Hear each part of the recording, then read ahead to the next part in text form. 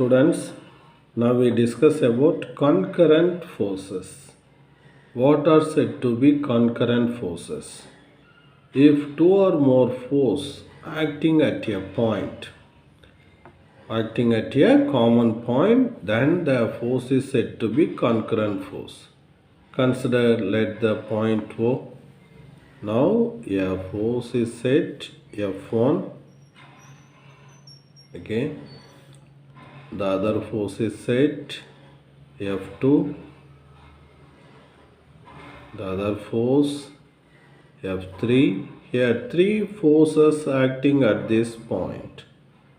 Now we see these forces are concurrent forces. If these forces are not necessary to lie in a same plane, or it may be lie in a different plane. Suppose if three forces lie in the same plane, ஒரே பிளேனில் இந்த forces எல்லாம் act ஆச்சு அப்படின்னா we say that these three forces are coplanar forces. ஒரே பிளான்லையும் act ஆகி ஒரே பாயிண்ட்லையும் act ஆச்சுன்னா these forces are called ஒரே பாயிண்டில் ஆக்ட் ஆகுது, so concurrent forces as well as coplanar forces. இன்னொரு பேர் என்னன்னு சொல்லுவோம், coplanar forces அப்படின்னு சொல்லுவோம். ஓகேவா? இப்போ நம்ம நெக்ஸ்ட் என்ன பார்க்க போகிறோம், important Lomy's theorem. So Lomy's theoremனா என்ன சார்? இப்போ if a system of three concurrent and coplanar forces in equilibrium, அப்போ ஒரு ஆப்ஜெக்ட் ஒரு பாடி எடுத்துக்கிறோம், அதில் concurrent and coplanar forces acting on this body at the point O. Say this is force F1 and say this is force F2 and say this is force F3. Three forces acting at a point and keeps the bodies in equilibrium. Act ஆகி அந்த பாடியை அப்படியே ஈக்லிபிரியமில் வச்சிருக்கு அப்படின்னா then the force is directly proportional to angle between other two forces அப்படிங்கிறான். இப்போ இந்த ஆங்கிளை ஆல்ஃபான்னு எடுத்துக்கிறோம். Take this angle between these two forces beta and take this angle is gamma. அப்போ நம்ம என்ன சொல்கிறோம் அப்படின்னு கேட்டோன்னா, Lomy's theorem, the force acting at a point is directly proportional to that is the magnitude of force only, directly proportional to the sine of angle between other two forces. அப்போ இங்கே F1 இருக்கா, அப்போ F1க்கு ஆப்போசிட்டில் இருக்கிற angle alpha, that is the angle between other two forces இடையில் உள்ள angle alpha, அப்போ sign alpha. அதே மாதிரி நீங்கள் சொல்லுங்கள் பார்ப்போம், F2க்கு ஆப்போசிட்டாக இருக்கிற ஆங்கிள் என்னது பீட்டா, அதாவது F1 F3க்கு இடையில் உள்ள ஃபோர்ஸ், அப்போ சைன் பீட்டா. அதே மாதிரி F3 இருக்கா, அதுக்கு ஆப்போசிட்டாக இருக்கக்கூடிய ஆங்கிள் என்னது gamma, F3 proportional sine gamma. So இதை நம்ம எப்படி எழுதிக்கலாம் அப்படின்னு கேட்டோன்னா, F1 by sin alpha equal to, ஏன்னா இங்கே கொண்டு வந்துட்டோம்னா இங்கே கான்ஸ்டன்ட் ஈக்குவல் டு போட்டோம்னா, அப்போ F2 by sin beta F3 by sin gamma. This is Lomy's theorem, very important. Okay students, so இப்போ concurrent forces பார்த்தோம். அடுத்து லாமிஸ் தியரம் பார்த்தோம். ஓகேவா? லாமிஸ் தியரமில் இதெல்லாம் நம்ம இப்போ சொல்லி காட்டினோம். அடுத்து application of Lami's theorem. A baby is playing in a swing which is hanging with the help of two identical chains is at rest. Identify the forces acting on the baby applying Lami's theorem and find out the tension acting on the chain. See, this is the situation. The baby is lying on the chain and it is supported by the two strings with the help of this rigid support. Okay. Now what are the forces acting on it? So first of all, the gravitational force acting downward and along the string.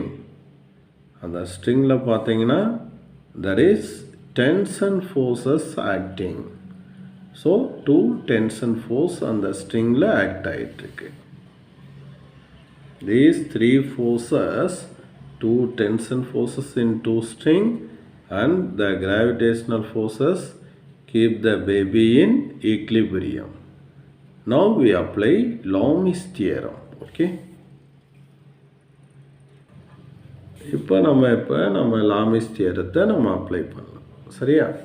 Right. அந்த சுச்சுவேஷனை நான் இப்போ டயக்ராமில் நான் draw பண்ணிட்டேன். இப்போ இந்த MG என்ன பண்ணலாம்? அப்படியே நேராக எக்ஸ்டெண்ட் பண்ணலாம். ஒரு வெர்டிக்கல் லைன் போடலாம்.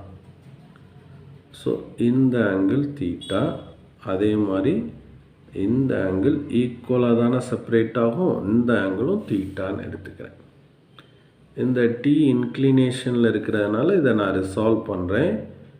ஸோ இப்போ இந்த தீட்டா இந்த டைரெக்ஷனில் இருக்கிறதுனால இந்த டைரெக்ஷனில் டி காஸ் தீட்டா. அப்போ இதுக்கு பர்பண்டிகுலர் டைரெக்ஷனில் என்ன வந்துடும்? T sine theta. அதே மாதிரி இதை நான் கிளாஸிஃபை பண்ணும்போது இதே டைரெக்ஷனில் தான் டி காஸ் தீட்டா. இதுக்கு பர்பண்டிகுலர் டைரெக்ஷனில் இங்கே வந்து டி சைன் தீட்டா. அப்போ இந்த காம்பனண்ட் ஒரே டைரெக்ஷனில் இருக்கிறதுனால ரெண்டுமே ஆட் ஆயிரும். ரெண்டுமே ஆட் ஆகிட்டால் நம்மளுக்கு என்ன கிடைக்கும்? 2t cos தீட்டான்னு கிடைக்கும். இந்த காம்பனண்ட் ரெண்டும் ஈக்குவல் அண்ட் ஆப்போசிட் டைரெக்ஷன். அதனால் இது ரெண்டும் என்ன ஆகுது? கேன்சல் ஆயிரும். ஓகேவா?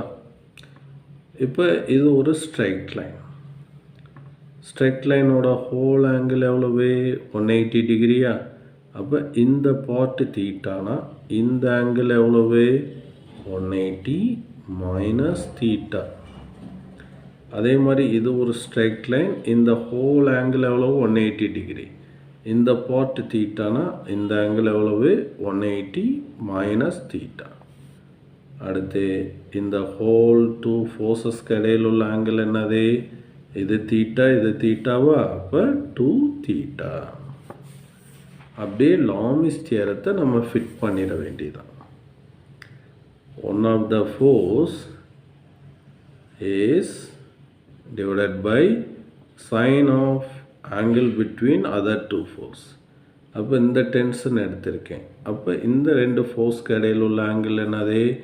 180 மைனஸ் தீட்டா. இப்போ அடுத்து இந்த டென்ஷன் ஃபோர்ஸ் எடுத்திருக்கேன். அப்போ இது ரெண்டுக்கு இடையில் உள்ள ஆங்கிள் எவ்வளவு? 180 மைனஸ் தீட்டா. அப்போ சைன் 180 மைனஸ் தீட்டா. அடுத்து இந்த ஃபோர்ஸ் எடுக்கிறேன் எம்ஜி. அப்போ இது ரெண்டுக்கு இடையில் உள்ள ஆங்கிள் எவ்வளவு? 2 theta by sin 2 theta. Let some trigonometrical relation we apply. So what is the trigonometry relation? Sin of 180 minus theta second quadrant la varum. அப்போ இதை சிம்பிளாக sin theta, சைனுக்கு ப்ளஸ் தான். அடுத்து sin 2 தீட்டா அப்படிங்கிறத நம்ம எப்படி எழுதலாம் அப்படின்னா 2 sin theta cos theta அப்படின்னு எழுதலாம். So now I take these two equation and sin 180 minus theta க்கு பதிலா sin theta equal to mg. இங்கே என்ன எழுதிடுறேன் 2 sin theta cos theta. Sin theta cancel it out. Then tension in the string which they ask is mg by 2 cos theta. Okay.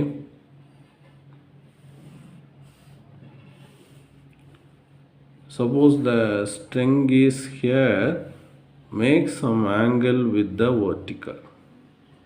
So இந்த verticalோட some angle make பண்ணிருக்கு. ஓகேவா, this is the weight mg. If this angle is 0, okay, suppose straight அந்த string வந்து straight act ஆகுதுன்னு வச்சுக்கோ, இது mg.